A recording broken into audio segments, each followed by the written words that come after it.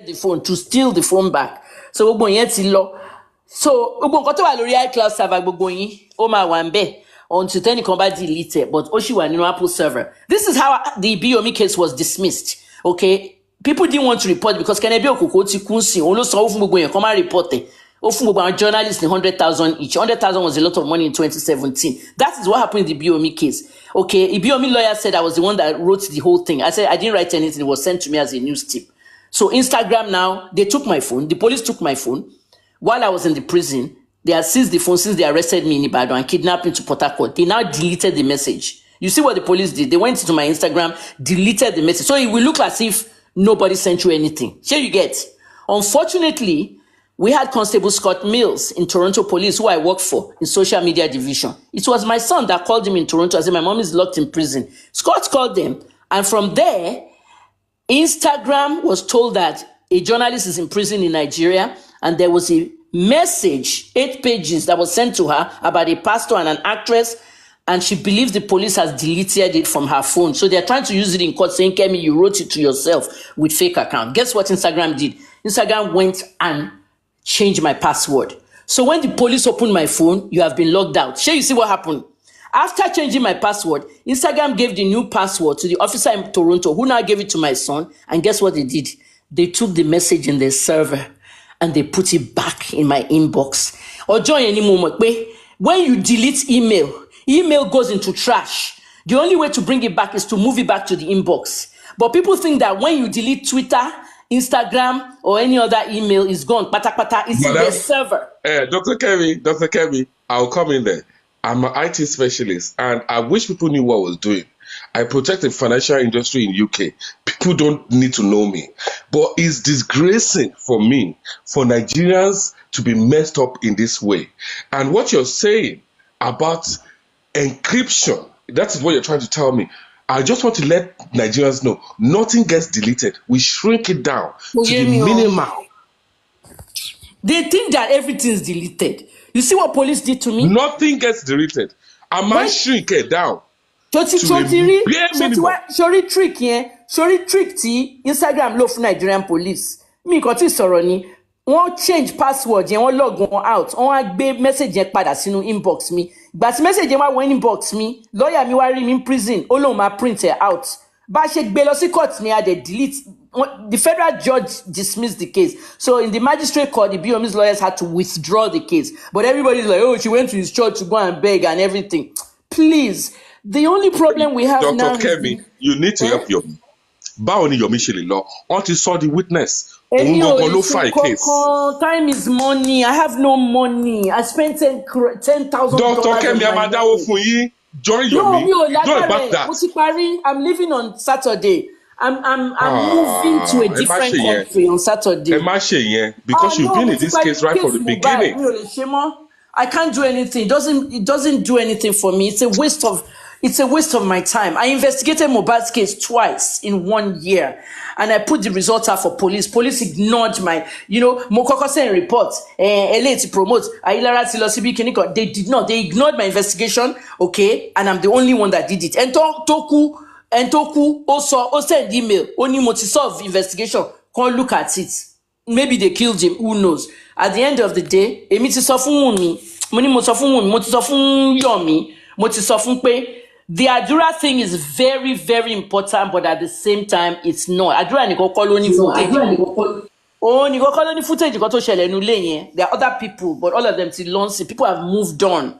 A lot of people have moved on. And Dr. Kemi. Yeah. Dr. Kemi. Can I now say, from the look of things, can some of us be correct now that Nigerian police or the current region of Nigerian police is protecting somebody on this Mohbad's case? It's not even that. Can I now say it is?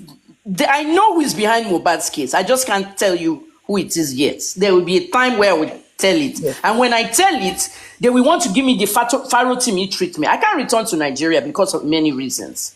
Because many things have exposed. Dr. Kemi, you don't need to return to Nigeria. You need to stay out of Nigeria from where you are. It's not even safe for me. I fled Nigeria. People that know. Dr. Kemi, you have so much information that we don't have. You have dealt with anything. ẹni tí ó wà in charge kéèsì kí ó tó kú. And now I'm seeing Yomi trying to help us, and we're trying to rally and help Yomi with all we can.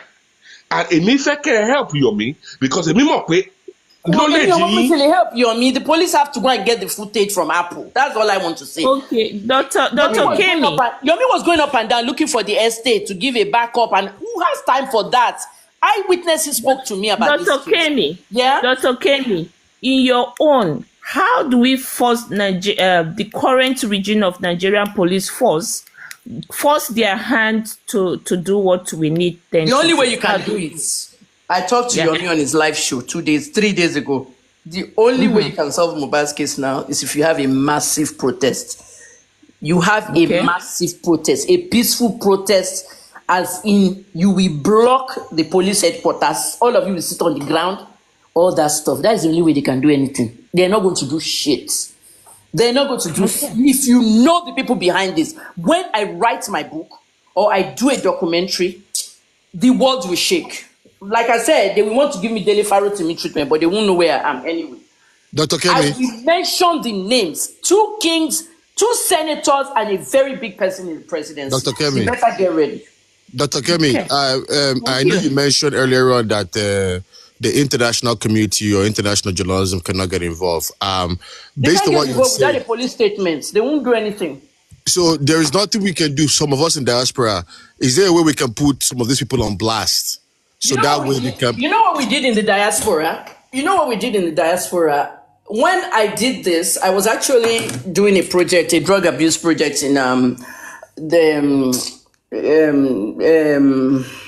Mauritius. Mauritius is a nice tourism place now, and drugs has infiltrated it. And I did that project with the help of the NDLEA and connections to their government. People say they should be celebrating me in Nigeria. I should have an appointment. I'm going to other countries to seek appointments in where I know I'm good. So while I was there, I was in diaspora, and what we did was we busted them with the lab thing. So the lab one is gone now. Okay, there was no toxicology test done. It's Koshek Bosoju. Those of you in the diaspora, you know that it cannot be heard that a Nigerian musician died and his toxicology test went to America. Do you think Americans will want to buy that? Of course not. It's not done. Toxicology tests are done in hospitals and labs all over the world. Why are we doing toxicology tests at rehab centers? The NDLEA has several rehab centers in their own states.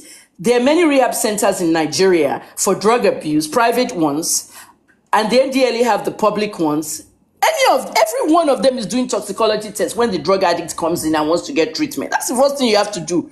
Somebody died and you are taking their toxicology test to America. Why you think you can treat the people? Because the people don't understand. Nigerians are brainwashed. Dr. Kemi, that's my point. That's the point I'm trying to make here is that why don't we use that angle to put them on international community blast, especially knowing that they lied.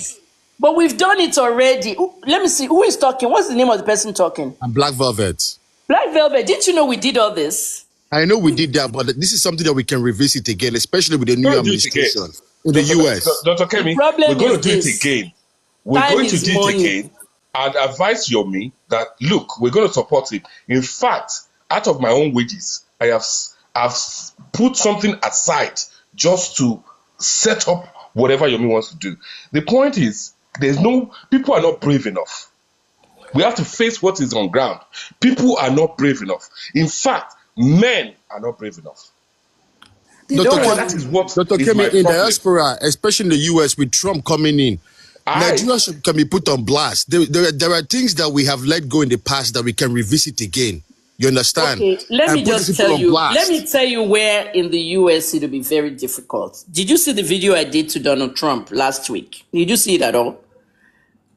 I wrote an open letter to Donald Trump on a video. Did you see the video? I did not see that one. No, I did not see that. It was about PEPFAR. I did the video. The video went viral everywhere. And Donald Trump was tagged by Nigerians and the White House watched the video. I called, Simon Atiba, he's at the White House. April Ryan, who's my mentor, she's still at the White House. I found out from many people that the president saw the video. It's still on my pages. What I said basically was, President Trump, The money you send to us for HIV, $65 million a year that comes through PEPFAR and USAID, is being looted by Nigerians. I spoke about myself being one of the first 6 pro-care pharmacists for CVS Corporation. I worked for CVS for 15 years. It was a good video. And Nigerians their jaws dropped. Some people in the comments were like, we get that. We get 65 million. I now talked at the end of the video to President Trump that most of the money you give for PEPFAR is for education because we want to prevent HIV. Education is very poor with PEPFAR. They loot it, they take their own share, and they buy medicines for the ones that are suffering, but there's no education. Nigerian girls have infiltrated Ghana, Ivory Coast, Sierra Leone, and they're all doing prostitution on the street. They're doing it in Nigeria too, but they've taken over some of these West African countries. Ghana is right now number 1 for HIV in Africa, followed by South Africa and Nigeria. The video was hot. And when the president saw it, the very next day is where they caught PEPFAR. Now, you saw what happened last night, right? Yesterday, USAID shut down. USAID is the one giving us the HIV money. Shut down. They got American first. Let them go and take care of their own people first. My 3 children are Americans. They're working 2, 3, 4 jobs. For what? These Gen Z people are not good. They're not going to have pensions. They're not going to have anything. Stop giving money all over to people that are looting it. Now, if you want to take this Mohbad case towards the presidential, the Trump, whatever, the problem you're going to have in America, we already had that problem when we did the last one with the toxicology test. HIPAA. Shebi, you know HIPAA? Yes. Nigerians that are watching, who are still awake,